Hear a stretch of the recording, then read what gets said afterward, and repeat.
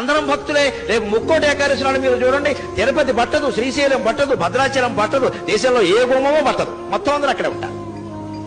ఆ రోజు మహాపుణ్యం చేసిన పాపాలన్నీ పోతాయి. అంటే అన్ని పాపాలు చేశాడు అనమాట ఈయన. అసలు ముందు వీడు పాపాత్ముడి కింద గమనించాలి. ముక్కోటి ఏకాదశి నాడు పరిగెట్టుకుని గుళ్ళో పెడుతున్నాడంటే ఇంత పాపాత్ముడు ఇంకొకడు లేడు. పాపం చేయని వాడు వెళ్లాల్సిన పనిలా, వాడు ఇంటో వాడు ఉంటాడు ఖచ్చితంగా.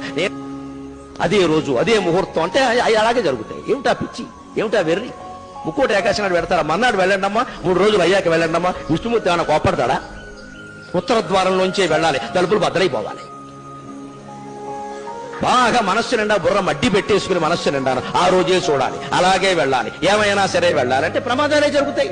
అంచేత పుణ్య క్షేత్రాలు, తీర్థాలు, పుణ్య తిథులు ఇవేవి ముఖ్యం కాదండి. శరీరాన్ని మించిన క్షేత్రం లేదు, మనస్సును మించిన తీర్థం లేదు. సత్ప్రవర్తన కలిగి ఉంటే నువ్వే ఒక పుణ్యక్షేత్రం, నీకు నువ్వే ఒక పుణ్య తీర్థం.